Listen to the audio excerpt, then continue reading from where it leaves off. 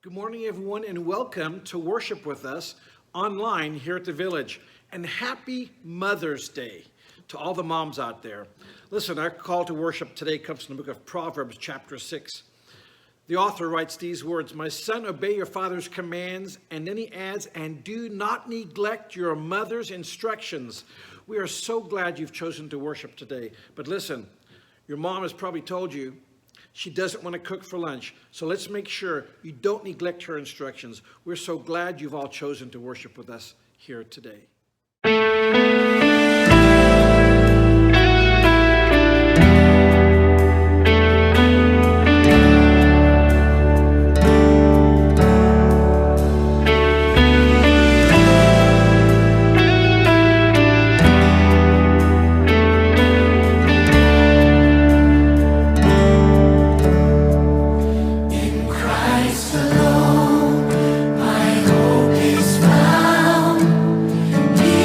My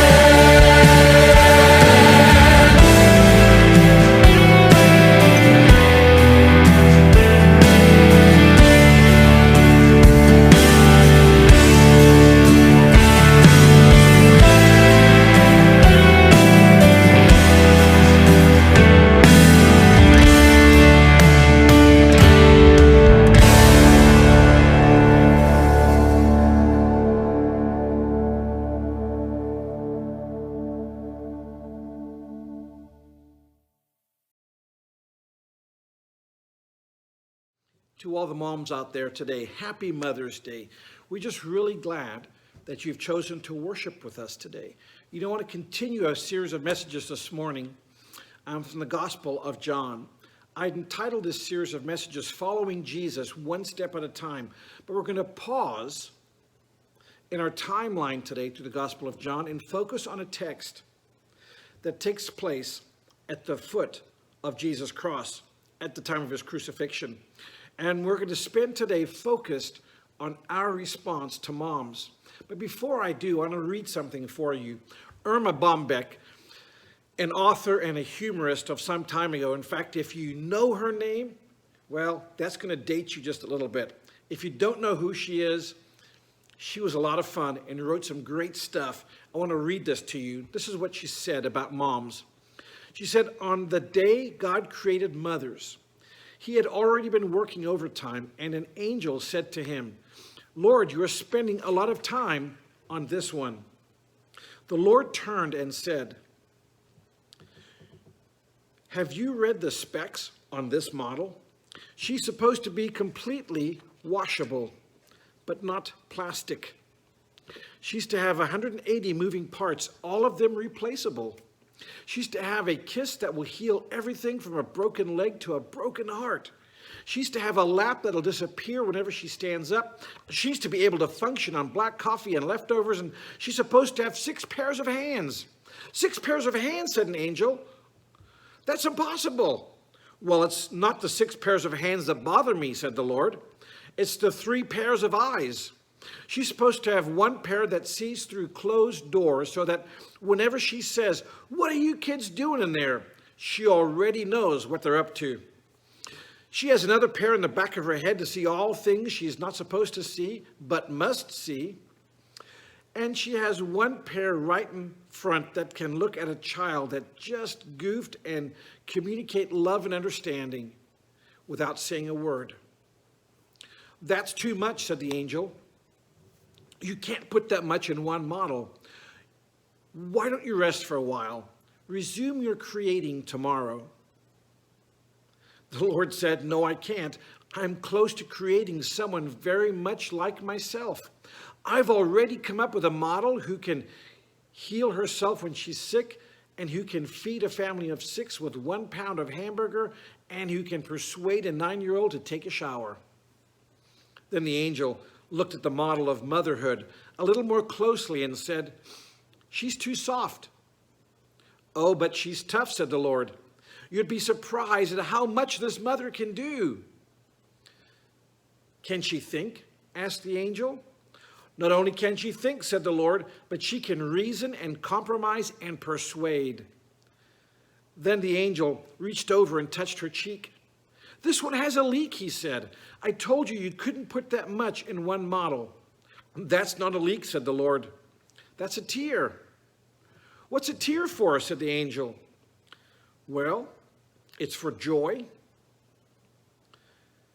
It's for sadness, for tomorrow, for disappointment, for pride. You're a genius, said the angel. And the Lord said, oh, but I didn't put it there. See, I think the author is trying to communicate the value of a mom and the affection and love and concern that a mom has for those in her care. Today, I want to focus on the book of John, chapter 19. In fact, we're going to kind of fast forward from where we've been in the last several weeks. John chapter 19 takes us to the scene of Jesus' crucifixion, the moment before he gave his life on our behalf so that we could experience the salvation that we have. What an incredible day that was. But right before that moment, John chapter 19, John records these words in verse 25. But standing by the cross of Jesus were his mother and his mother's sister, Mary, the wife of Clopas, and Mary Magdalene. When Jesus saw his mother and the disciple whom he loved standing nearby, now remember, that's John the author, okay? When Jesus saw his mother and the disciple whom he loved standing nearby, he said to his mother, Woman, behold your son. Then he said to the disciple, Behold your mother. And from that hour, the disciple took her into his home. A group of women, along with the Apostle John, stood near the cross. Everyone else had stepped back. In fact, later, this group would move farther away and join the other friends of Jesus. Now, this event is recorded elsewhere in the Gospels. In the book of Mark, chapter 15, Mark records the incident like this, but you'll also find it in Matthew 27. He writes, "There were also women looking on from a distance, among whom were Mary Magdalene and Mary, the mother of Jesus. Mary Magdalene, Mary, the mother of James, the younger, and of Joseph, and Salome. When he was in Galilee, they followed him and ministered to him. And there were also many other women who came up with him to Jerusalem." Now, this group of women had followed Jesus. They had taken care of him. And I want you to notice that John, in his gospel, specifies 4 women. The first is Mary, the mother of Jesus. As we go through this brief list of these women, I want you to notice who they are, where they've come from. Let's see what we can pull out of this text. What is it that God is choosing to communicate to us through this text on this Mother's Day? So of the 4, there's Mary, the mother of Jesus. The second is his mother's sister, Salome, the mother of James and John. She had asked Jesus for thrones for her 2 sons. You read about that in Matthew chapter 20. And he had denied her request. There's also Mary, the wife of Clopas. Some of your Bibles will use the name Cleophas as its transliteration. And then the 4th is Mary Magdalene. She's the person from whom Jesus had removed 7 demons. Now this morning, as you think of the text in the book of John, I want you to remember this. This is the main thing I believe the text is communicating. And I've turned it around into really something to take away. Please remember this today. Let's make sure forgiveness and grace are evident in our relationships with moms, whether they are in our immediate family or not. Let's make sure they know that they are valued. Let me just say that again. If you forget everything else today, remember this. Let's make sure forgiveness and grace are evident in our relationships with moms, whether they're in our immediate family or not, and let's make sure they know they are valued. It took courage to stand there at Jesus' cross in the midst of all the hatred and ridicule, but their presence must have been so encouraging to Jesus. You see, the first time we meet Mary in the Gospel of John, she's attending a wedding. It's back in John chapter 1, from verse 1 all the way through to verse 11. So the first time we meet her in the Gospel of John, she's attending a wedding. And now she's preparing for a burial for her son. She was experienced this very sword that had been predicted years before. Pause for just a moment. Luke chapter 2 and verse 35. These prophetic words were uttered. "Behold, this child is appointed for the fall and rising of many in Israel, and for a sign that is opposed." And then here's the note. "And a sword will pierce through your own soul also, so that the thoughts of many hearts may be revealed." Can you imagine in this moment remembering that phrase uttered to you, "And a sword will pierce through your own soul also"? But her silence is also significant. See, all she had to do was announce that his claims were false. But she didn't do that. She said nothing. What a testimony to who Jesus was. God himself in the flesh, giving his life on our behalf.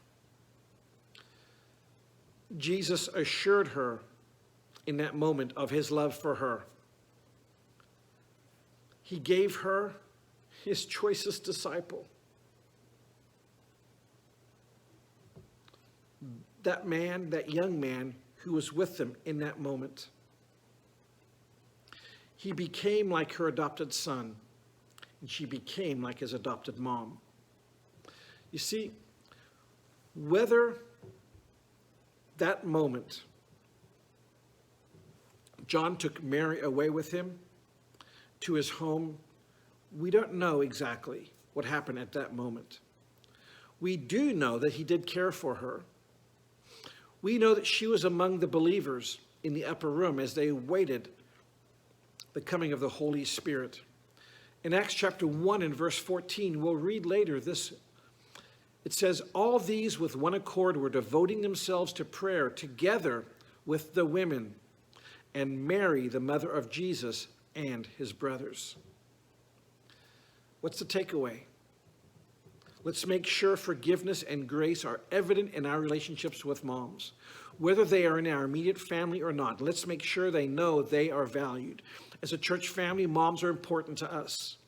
We just celebrated with moms yesterday doing the free oil change for single moms. We want moms to know we care about them and that we love them. But let's go back to this text for a moment. Even while Jesus was faithful in completing this work of redemption, he was faithful to his responsibilities as a son. So what an honor it was for John to take Jesus' place in Mary's life. But the text shows us the faithfulness that Jesus had to these women in his life. His forgiveness and his grace are evident in these relationships. He trusted John to take care of his mom. He must have known his mom would be a great encourager and caregiver to him, and that he would take care of her.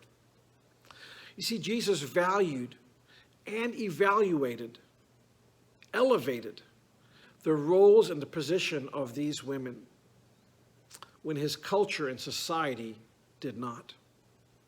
You see, the early church was an example of people who held in high esteem the role of women, equal to that of men, equal with simply separate roles. Jesus valued moms. And as a church family, we want to make sure that we communicate very clearly how much we value the role of mothers in our church family, in our own families, in our community. You see, you are significant because of your relationship to Jesus, no matter what the world says, and no matter what mistakes you may ever have made. I think this is what's communicated. And this becomes the motivation for why we love moms. Listen, if you're a dad listening to this today, we love you too. And we're so grateful that you've chosen to be a father. But we're simply emphasizing the role of moms today. So let me end with this. Let's make sure forgiveness and grace are evident in our relationships with moms, whether they're in our immediate family or not. And let's make sure they know how much they're valued.